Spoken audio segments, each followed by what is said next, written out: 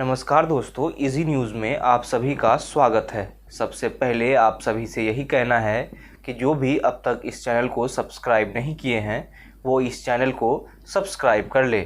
उम्मीद है कल बीते 5 जून को आपने भी विश्व पर्यावरण दिवस मनाया होगा। आपने भी पौधे लगाए होंगे। अगर आपने पौधे नहीं लगाए हैं तो किसी न किसी की तस्वीर पौधे लगाते हुए ज़रूर देखा होगा। अब आप सोच रहे होंगे कि आज मैं अचानक से बात बीते हुए कल की क्यों कर रहा हूँ। दरअसल बात ही कुछ ऐसी है कि बीते हुए कल को भी मुझे आज आपके सामने रखना पड़ रहा है। एक तरफ जहाँ हमने लाखों करोड़ों लोगों की तस्वीर सोशल मीडिया पर तस्वीरों को लगाते हुए देखा है, तो वहीं दूसरी ओर कुछ ऐसी ही पर्यावरण से जुड़ी हुई समस्याएं हमारे सामने हैं। वो समस्या मैं आपको बताता हूँ, लेकिन उससे पहले कुछ और बातें हैं जो करना बेहद ही ज़रूरी है। दरअसल सभी कंट्री के नेता ये दावा कर रहे हैं कि हम अपने पर्यावरण को बचाने के लिए जी तोड़ मेहनत कर रहे हैं, लेकिन क्या वो मेहनत ज़मीन पर रंग ला रही है या नहीं, उसका कुछ आंकड़ा आज मैं आपके साथ साझा करूँगा। अब आप इस आंकड़े पर गौर डाल लीजिए। 2021 के साल में पूरे विश्व के मानव जाति के लोगों ने मिलकर 3600 करोड़ टन कार्बन का उत्सर्जन किया है। जहां एक तरफ वैज्ञानिक ये बता रहे हैं कि हमें जल्द से जल्द कार्बन उत्सर्जन कम करना होगा, तो वहीं अब तक के इतिहास का हमने 2021 में सबसे ज़्यादा कार्बन उत्सर्जन किया है। अब आप ये समझ लीजिए कि इस कार्बन उत्सर्जन में कौन कौन से देश सबसे ज़्यादा भागीदारी दे रहे हैं। इसमें सबसे पहले स्थान पर चीन आता है, जो 30% कार्बन उत्सर्जन के साथ पहले स्थान पर है। दूसरे स्थान पर जो अपने आप को सबसे विकसित देश कहता है वो है संयुक्त राज्य अमेरिका, जो 14% कार्बन उत्सर्जन कर रहा है।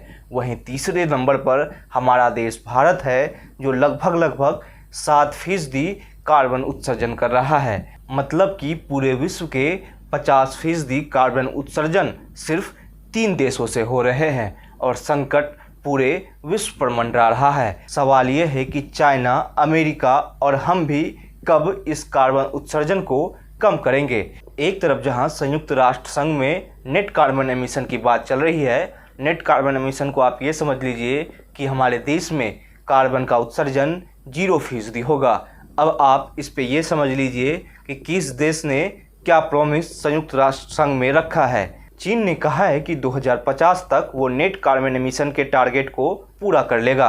वहीं यूएसए ने 2060 तक का वक्त दिया है और भारत ने संयुक्त राष्ट्र संघ में ये कहा है कि 2070 तक भारत नेट कार्बन एमिशन के टारगेट को पूरा कर लेगा। अब आप सोच रहे होंगे कि आखिर कार्बन उत्सर्जन से हो क्या जाता है, आखिर ये कौन सी नई बला है जो अब सुनने को आ रही है। ये कोई नई बला नहीं है, इसको लेकर कई सालों से चर्चा हो रही है और कार्बन उत्सर्जन हर साल बढ़ते ही जा रहा है। और जैसा कि मैंने पहले ही बताया था, 3600 करोड़ टन का उत्सर्जन 2021 में ये रिकॉर्ड उत्सर्जन है। अब आप समझ लीजिए कि जो आप ग्लोबल वार्मिंग का वर्ड बार बार सुनते होंगे, उसमें इस कार्बन उत्सर्जन का बहुत बड़ा हाथ होता है। इस कार्बन उत्सर्जन के कारण ही आपका वाटर लेवल लो हो रहा है, गर्मी दिनों दिन बढ़ती जा रही है। लेकिन इस कार्बन उत्सर्जन के कारण पूरा मानव जाति संकट में है। जब कार्बन डाइऑक्साइड की मात्रा इस वातावरण में अधिक हो जाती है तो जो भी सनलाइट इस धरती पर आता है वो इसे इसी वातावरण में लॉक कर देता है, जिसके कारण यहाँ का टेम्परेचर बहुत ही ज़्यादा बढ़ जाता है। बात यह है कि जिस तरह से टेम्परेचर बढ़ते जा रहे हैं, ये कहीं ना कहीं पूरी मानव जाति के लिए संकट है। एक ही देश ऐसा है जो कार्बन नेगेटिव देश है, वो देश है भूटान।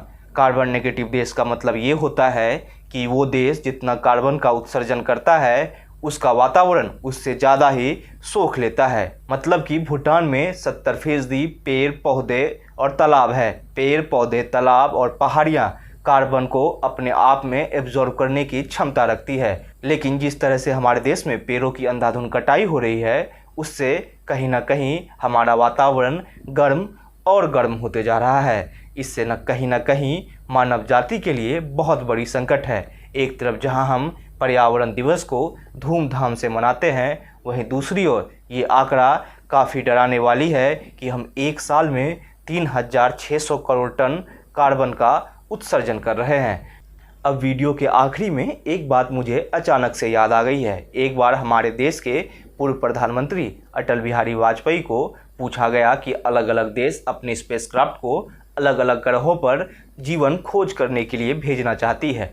इसको लेकर आपके क्या विचार है? उस समय उन्होंने एक बहुत ही मज़ेदार जवाब दिया था, जिसे जानना और समझना हम लोगों के लिए बहुत ही ज़्यादा ज़रूरी है। अटल बिहारी वाजपेयी ने उस वक्त कहा था कि हम ज़रूर ही अलग अलग ग्रहों पर जीवन की खोज कर रहे हैं, लेकिन जिस ग्रह पर ईश्वर ने हमें भेजा है, जिस ग्रह पर जीवन की तमाम संभावनाएं मौजूद है, उसे हम खराब कर रहे हैं। तो क्या फ़ायदा कि हम दूसरे ग्रहों पर जाकर जीवन खोजें, जहां पर हम जीवन जी रहे हैं उसे ही हम सही नहीं कर पा रहे हैं। ये शब्द हमें ज़रूर समझना होगा कि यहाँ जीवन हमें जीना है तो इस पृथ्वी को हमें जीने लायक छोड़ना ही होगा। ये वीडियो आपको कैसा लगा हमें ज़रूर बताइएगा। साथ ही साथ इस वीडियो को लाइक और शेयर करना ना भूलें और जाते जाते इस चैनल को सब्सक्राइब कर दें।